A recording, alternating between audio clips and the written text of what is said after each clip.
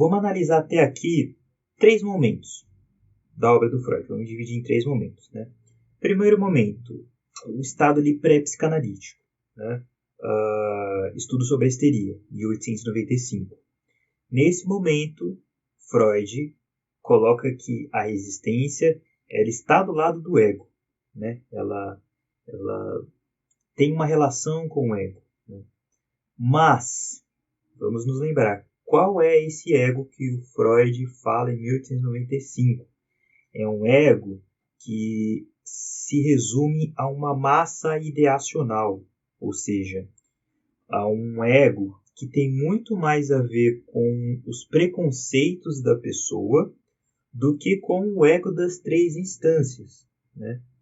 Já que era um momento em que a teoria psicanalítica estava germinando ainda. Né? Então, por mais que Freud falasse em ego, ainda não era o ego das 3 instâncias. Era esse ego mais dos preconceitos mesmo da pessoa. Né? Lembra que no capítulo anterior a gente comparou ele com aquilo que se aparece como uma contratransferência, né? No trabalho, né? Do lado do analista. Então tá, primeiro momento. Segundo momento, 1900, interpretação dos sonhos. Nesse segundo momento, o Freud coloca em questão o que nós estamos entendendo por resistência. E aí ele responde. Né? Resistência a gente tem que pensar que é tudo aquilo que impede o trabalho analítico, tudo aquilo que vai contra, né? Que resiste que oferece uma resistência ao trabalho analítico. Ok. E aí ele coloca meio que uma sub-pergunta dentro dessa, né? E se o paciente que está em análise perde um parente querido, né? Um parente morto? Isso ia mexer com a análise, né? Isso ia abalar um pouco o caminhar da análise. Numa situação como essa, a gente pode chamar isso de resistência, será? Olha que interessante. O que o Freud coloca em questão do que pode ser resistência não é uma coisa que vem do paciente, é uma coisa que vem de fora, uma coisa que independe do paciente totalmente, né? Uma contingência externa. Mas Freud coloca em questão, já que isso pode se apresentar como uma resistência ao trabalho, a gente pode considerar isso como uma resistência? Freud coloca em questão. Terceiro momento, 1915, no texto A Repressão, com a tradução da Companhia das Letras, porque a Imago traduziu como O Recalque. Nesse texto, Freud apresenta a ideia de que a resistência ela aparece, ela se apresenta no consciente, né? Ela está presente na consciência, ela se manifesta na consciência. Mas aquilo que a constitui, aquilo que a compõe, tem a ver com a distância que o discurso do paciente está daquilo que foi recalcado.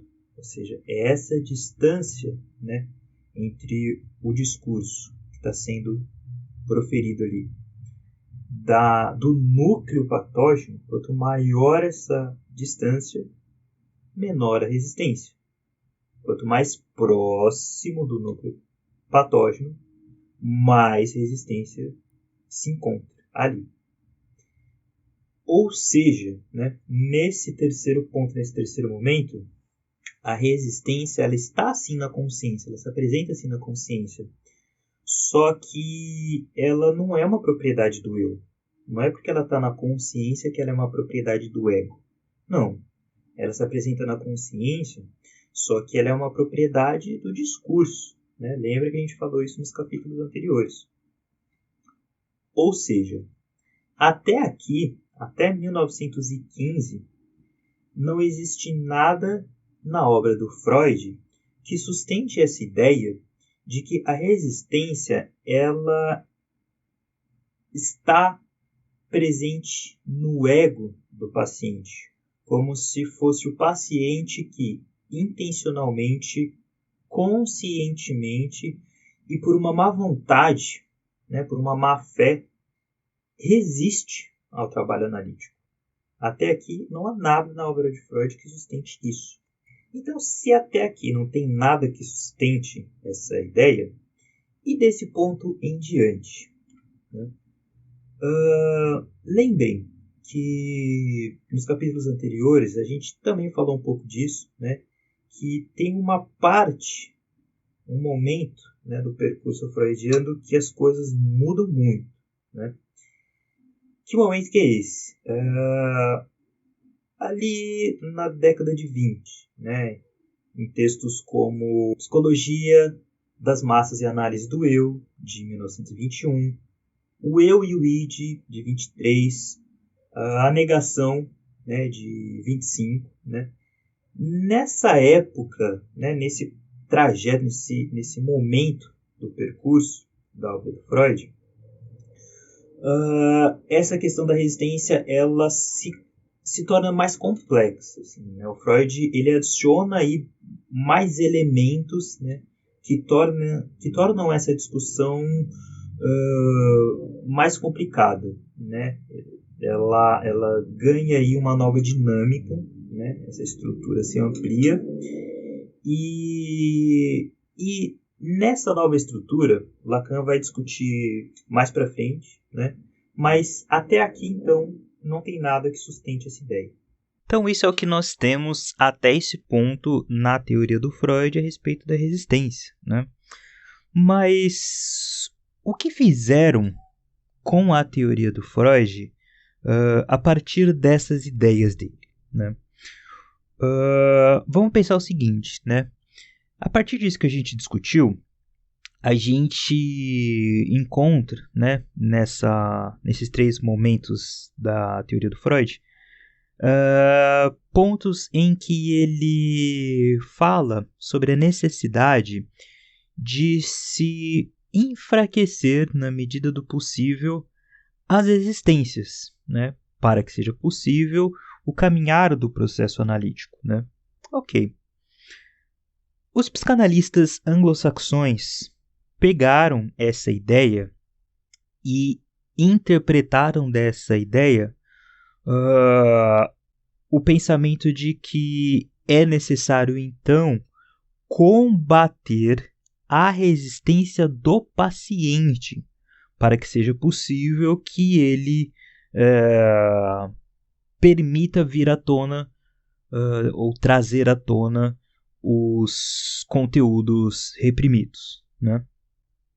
Só que percebam, né, o quanto que uma coisa acaba mudando de direção. Né?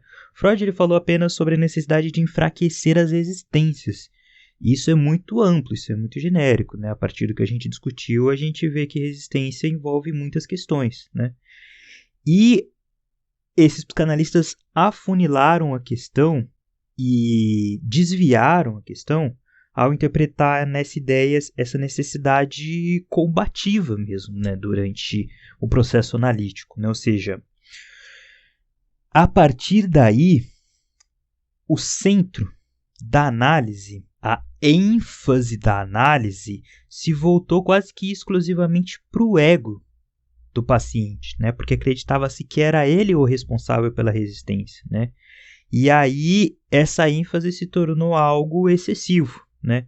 E a partir daí que começam a surgir então teorias como a psicologia do ego. Né? Por quê? Porque se considerava que precisava se trabalhar diretamente com a influência pessoal do paciente, como se o paciente intencionalmente influenciasse contra a sua própria análise. Né? E aí eu não sei se vocês se lembram, mas nos vídeos anteriores a gente deixou uma questão no ar, né, que interrogava justamente sobre quais poderiam ser os limites de uma análise que se restringia única e exclusivamente ao campo imaginário, né, ao registro imaginário. Né? E agora a gente já percebe uma das respostas para essa questão, né? Ou seja, esse tipo de análise, né, ele parte do pressuposto de que todo o processo analítico invariavelmente e inevitavelmente vai cair uma hora ou outra nesse ringue, né? Nessa imagem de um ringue, nessa imagem de uma disputa entre o ego do paciente e o ego do analista, né? E aí vamos comparar o que a gente falou no início com essa outra concepção sobre análise, sobre resistência, né? No início a gente falou sobre a importância ética, sobre essa arte sutil que é a psicanálise, de não entregar o sentido do sintoma direto para o paciente, mas dar a ele ferramentas para que ele, por conta própria, descubra, né, esse sentido. E como isso se trata de uma preocupação ética, né? Percebam como isso se contrasta, né, se opõe radicalmente a esse outro formato de análise em que você constantemente trabalha forçando a resistência do sujeito, né, nessa disputa, né? Percebam aí essa distância, né, esse afastamento do que seria a essência da psicanálise, né?